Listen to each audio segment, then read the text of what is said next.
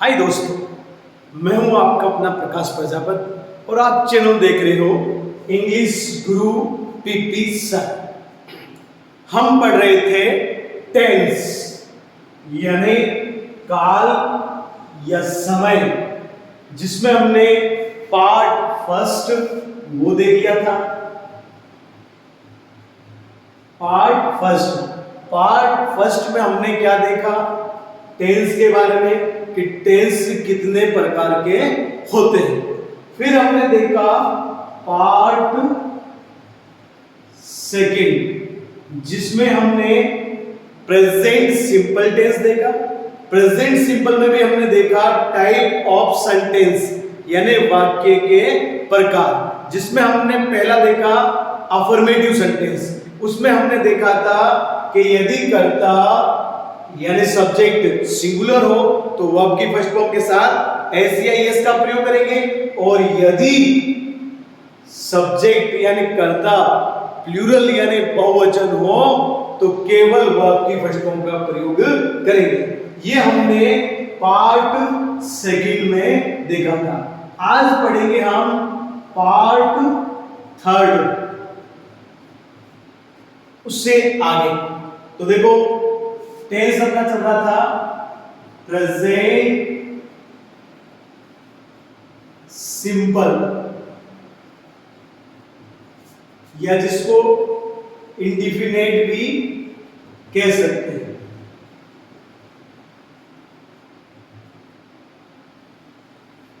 जिसमें अपना चल रहा था टाइप ऑफ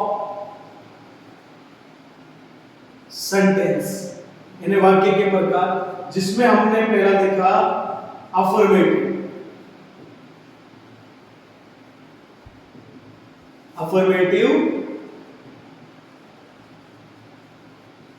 सेंटेंस।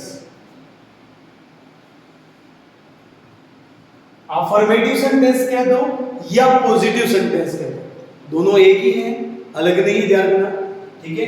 तो प्रेजेंट सिंपल के अफर्मेटिव सेंटेंस को हम देख लेंगे। अब इसमें हमने देख लिया था वर्ब की फर्स्ट फॉर्म और ऐसे के वर्ब की फर्स्ट फॉर्म। अब उससे थोड़ा सा आगे बढ़ते हैं। अब देखते हैं सेंटेंस स्ट्रक्चर। सेंटेंस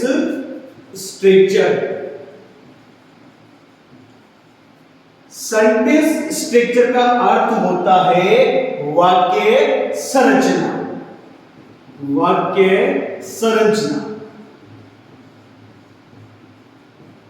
अब वाक्य संरचना क्या होती है, कैसे वाक्य बनते हैं, तो ध्यान रखना। सबसे पहले क्या आता है वाक्य बनाते समय? सब्जेक्ट आता है, ठीक है। उसके बाद में आती है हेल्पिंग वर्ब, उसके बाद में आता है मेन वर्ब, उसके बाद में आता है ऑब्जेक्ट, और उसके बाद में आता है आपके अदर, और फिर फुल स्टॉप पर सेंटेंस क्या होता है? खत्म होता है, ठीक है।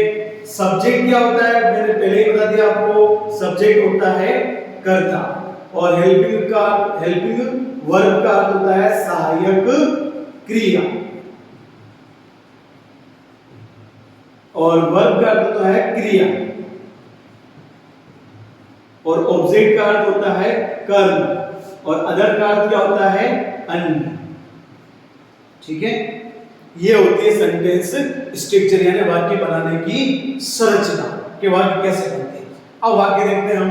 जैसे मान लो वाक्य है बिल्कुल आसान सा, राम विद्यालय जाता है खड़ी। ये सेंटेंस है। अब इस सेंटेंस को इसका ट्रांसलेट करना हमें इंग्लिश में बनाना है। कैसे बनाओगे? सबसे पहले सब्जेक्ट। अब इसमें सब्जेक्ट कौन सा है? कार्य कौन कर रहा है? राम कर रहा है, तो अपना सब्जेक्ट क्या हो गया? राम, ठीक है। और अगर आप क्रिया से, जो ये क्रिया ना जाना, अगर इससे आप कौन से पर्सन करो और जो उत्तर आए वही क्या होता है? सब्जेक्ट होता है, ठीक है। कौन जाता है? तो राम जाता है, तो राम अपना क्या हो गया? सब्जेक्ट हो गया। तो राम हो गया सब्जेक्ट। अब हेल्पिंग वर्ब, तो देखो बेटा, हेल्पिंग वर्ब के लिए आपको देखना होगा इस सेंटेंस को यहां पर हिंदी पहचान दे रखी आपको ता है, और ये सेंटेंस है पॉजिटिव यानी अफर्मेटिव का। तो मैंने आपको बताया था प्रेजेंट सिंपल के अफर्मेटिव में हेल्पिंग वर्ब नहीं आती, तो ये हेल्पिंग वर्ब नहीं लिखेंगे बनता है, ठीक है। फिर लिखेंगे वर्ब, और मैंने बताया था वर्ब की फर्स्ट फॉर्म एस या यस या केवल वर्ब की फर्स्ट फॉर्म, वो डिपेंड करता है कर्ता पर। अब यहाँ पर करता है राम, और राम क्या है, सिंगुलर यानी एक वचन है। तो देखो जाना क्रिया, सबके पीछे ना लग जाएगा, तो जाना, जाने के इंग्लिश में क्या कहते हैं, गो, ठीक है। अब सब्जेक्ट सिंगुलर है तो इसका मतलब एस या ईएस का प्रयोग करेंगे। तो मैं एस लगाऊंगा ईएस, क्या लगाऊंगा ईएस, क्योंकि इसके देखो वर्ब के पीछे क्या तरीका है ओ, तो क्या जाएगा ईएस। तो राम गोज, अब ये ध्यान रखना गो के साथ में हमेशा क्या लगता है, टू लगता है। गो के साथ में हमेशा क्या लगता है, टू लगता है। तो राम गोज टू स्कूल। और देखो अब अपना क्या हो गया, यहां वर्ब हो गई, वर्ब लिख दिया। ऑब्जेक्ट कर्म क्या कर रहा है, वो विद्यालय जाने का कर्म कर रहा है, ठीक है। अदर, अदर कुछ बचा है क्या, अदर है क्या, है क्या नहीं है, तो कोई बात नहीं, फुल स्टॉप लगा दो, सेंटेंस को क्या कर दो, खत्म कर दो, एंड कर दो, ठीक है। एक वाक्य और लिख लेते हैं, जैसे देखो वह एक पत्र लिखता है, वह एक पत्र लिखता है। तो सबसे पहले हमें क्या चाहिए, सब्जेक्ट चाहिए। सब्जेक्ट कौन सा है, वह, तो क्या हो जाएगा ही। देखो सी नहीं होगा, सी क्यों नहीं होगा, क्योंकि यहां पर ता है। अगर यहां पर होता ती है तो फिर सब्जेक्ट क्या बनता अपना, फिर सब्जेक्ट सी बनता, यानी स्त्रीलिंग बनता। लेकिन यहां पर अभी सब्जेक्ट क्या है, पुल्लिंग, इसलिए क्या बन गया ही। तो ही हेल्पिंग वर्ब आएगी नहीं, क्योंकि ये प्रेजेंट सिंपल का अफर्मेटिव है, इसलिए हेल्पिंग वर्ब नहीं आएगी। क्या आएगी, वर्ब। और वर्ब कौन सी है, लिखना, राइट, WRITE, राइट यानी लिखना। अब देखो कर्ता पर, कर्ता क्या है, सिंगुलर है, इसका मतलब एस या एस का प्रयोग करेंगे। तो इसके साथ मैं किसका प्रयोग करूं, एस, क्योंकि मैंने बता ही दिया था आपको एस का प्रयोग किन वर्ब के साथ में करना है, वो हमने इस पार्ट सेकंड, ये जो पिछला वीडियो हमने देखा था, जो ये वीडियो था पिछला अपना पार्ट सेकंड, उस पे मैंने आपको बता दिया है, ठीक है। तो उसमें जाकर आप वापस देख सकते हो।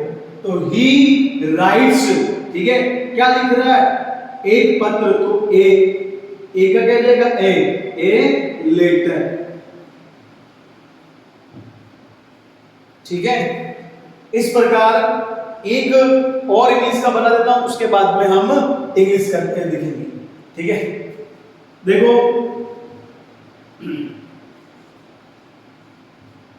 जंगल में एक शेर रहता है, जंगल में एक शेर रहता है, तो वही शेर जंगल में ही रहेगा, शहर में या गांव में शायद रहेगा।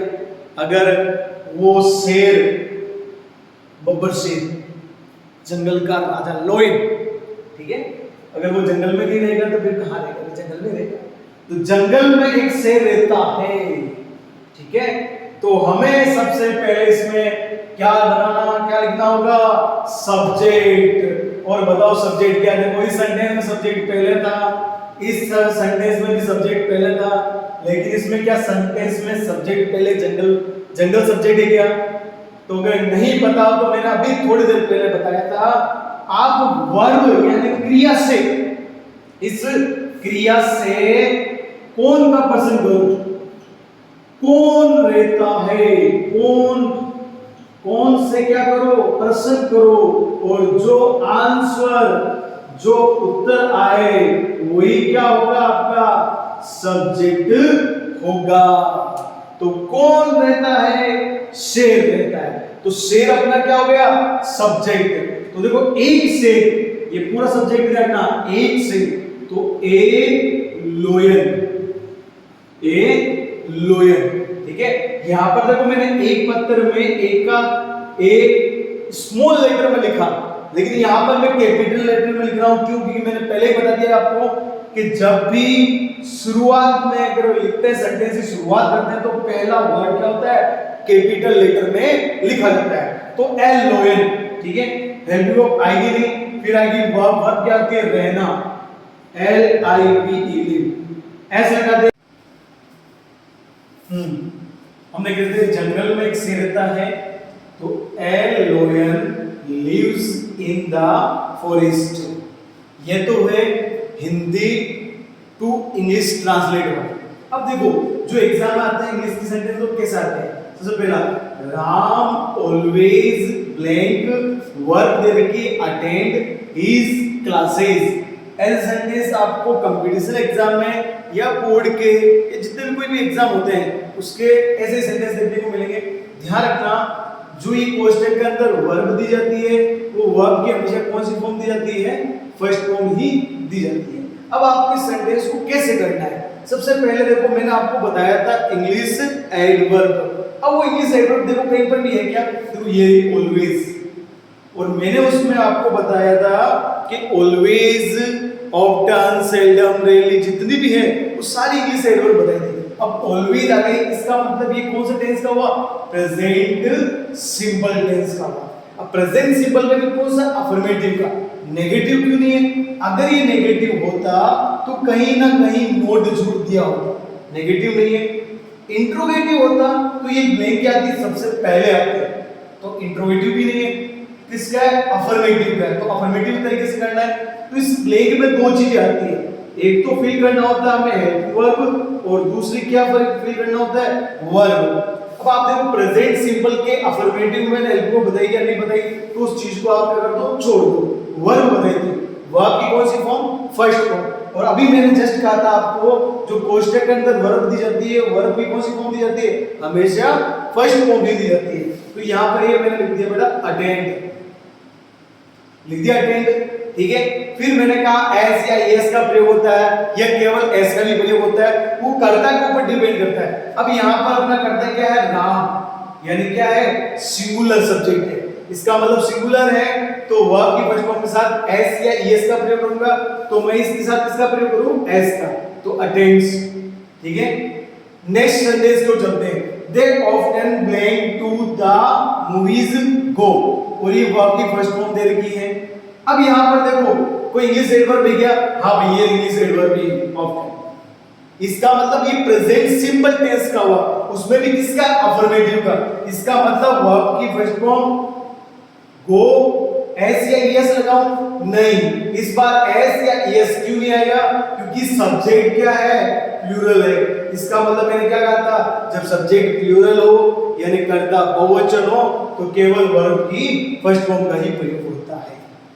ऐसे सेंटेंस और दूंगा एग्जांपल में आपको, और बहुत सारे बताऊंगा। अभी तो थोड़े बहुत बताए मैंने आपको, केवल दो समझाए नहीं मैंने आपको। आगे चलते हैं। नेगेटिव सेंटेंस यानी नकारात्मक वाक्य, इसमें हेल्पिंग वर्ब आती है। यदि कर्ता एकवचन हो तो हेल्पिंग वर्ब क्या जाएगी? डज, और यदि कर्ता बहुवचन हो तो हेल्पिंग वर्ब क्या जाएगी? डू, और वर्ब की क्या आएगी? First form. अब एस या एस का प्रयोग नहीं करेंगे, और इसमें नोट का प्रयोग होगा। किसका प्रयोग होगा? नोट का। अरे नोट का प्रयोग होगा तभी तो वो नेगेटिव बनेगा, नहीं तो नेगेटिव नहीं बनेगा, ठीक है। फिर सेंटेंस स्ट्रक्चर, सबसे पहले क्या आएगा? सब्जेक्ट, उसके बाद में हेल्पिंग वर्ब, फिर नोट, फिर वर्ब, फिर ऑब्जेक्ट और अदर। बस क्या लिख दिया हमने? नोट को डाल दिया, क्योंकि मैंने पहले ही कहा तीसरे स्थान पर किसका प्रयोग होता है? नोट का प्रयोग होता है, ठीक है। अब देखते हैं इसका सेंटेंस। अब इस नेगेटिव का सेंटेंस देखते हैं। मान लो ही मान लो से, जैसे मान लो राम विद्यालय नहीं जाता है। अब देखो बड़ा है तो ये किसका? प्रेजेंट सिंपल का, उसमें भी किसका है? नेगेटिव का। तो हमें नेगेटिव के तरीके से करना होगा उसको। सबसे पहले सब्जेक्ट, सब्जेक्ट क्या है? राम, उसके बाद में हेल्पिंग वर्ब, तो भी इसमें हेल्पिंग वर्ब है क्योंकि ये नेगेटिव सेंटेंस है। तो कर्ता एकवचन हो तो हेल्पिंग वर्ब डज, कर्ता बहुवचन हो तो हेल्पिंग वर्ब डू। अब इसमें करता एक वचन है तो हेल्पिंग वर्ब क्या जाएगी डज, ठीक है। फिर क्या आएगा नोट, तो ये लो भी नोट। उसके बाद में वर्ब, वर्ब कौन सी जाना, ये ता है तो ये हिंदी पहचान होती है, बढ़ जाना, ठीक है। तो क्या जाएगा गो, और गो के साथ मैंने पहले कहा किसका प्रयोग होता है टू का, तो गो टू स्कूल, ठीक है। अब इंग्लिश के मान लो इसी में से देख लेते हैं, जैसे राम ऑलवेज, वर्ब दे रखी है आपको, इसमें वर्ब के साथ आपको दिया नोट और अटेंड, ठीक है, इज क्लासेस। अब तो बड़ा ही नेगेटिव बन गया, तो हेल्पिंग वर्ब आ जाएगी डज, फिर नॉट, फिर वर्ब की कौन सी फॉर्म फर्स्ट फॉर्म। अब एस या एस का प्रयोग नहीं होगा, तो अब क्या लिखना होगा अटेंड, ठीक है। तो ये हो गया आपके नेगेटिव। अब हम पढ़ते हैं इंट्रोगेटिव।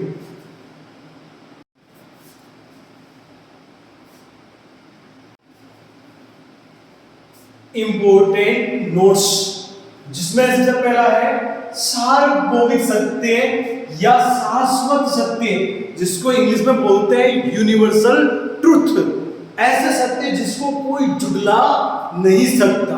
एग्जाम्पल के तौर पर the sun blank in the east, और वर्ब दे देगी राइज, तो क्या हो जाएगा राइज वर्ब की फर्स्ट फॉर्म हो जाएगी, उसके पीछे क्या लगेगा एस, क्योंकि तो ये कह रहा है कि देखो इसमें इंग्लिश एडवर्ब कहीं भी नहीं देते, लेकिन सेंटेंस को पहले पढ़ना है फिर समझकर उसको करना है। कैसे द सन खाली जगह इन द ईस्ट, ईस्ट का अर्थ होता है पूर्व, ठीक है, और राइज का अर्थ होता है उदय होना, तो सूर्य पूर्व में क्या होता है उदय होता है, ठीक है। ये सार्वभौमिक सत्य, इसको कोई झुठला नहीं सकता।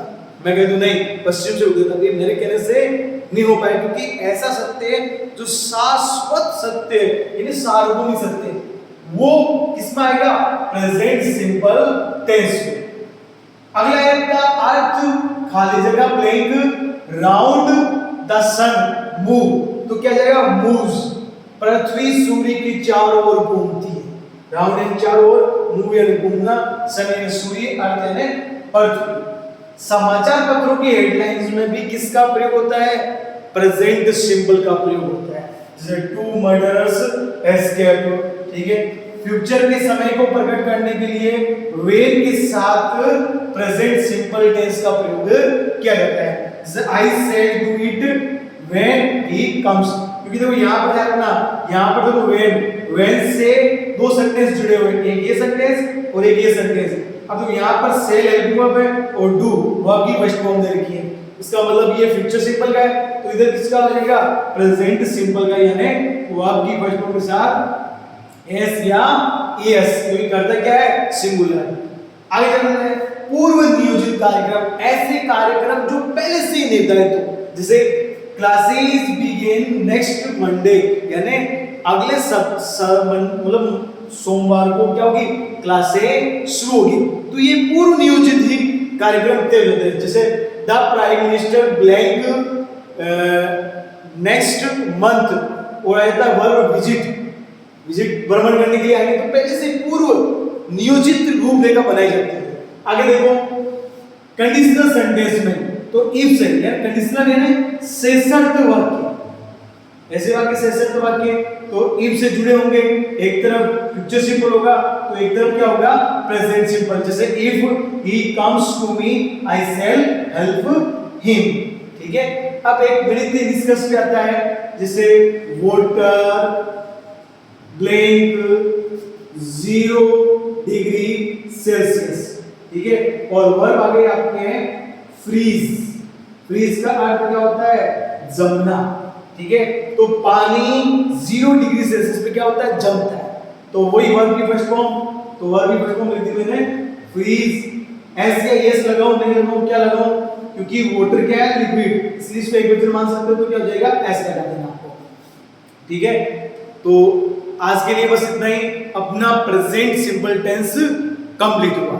आगे हम पढ़ेंगे पास्ट सिंपल टेंस। धन्यवाद।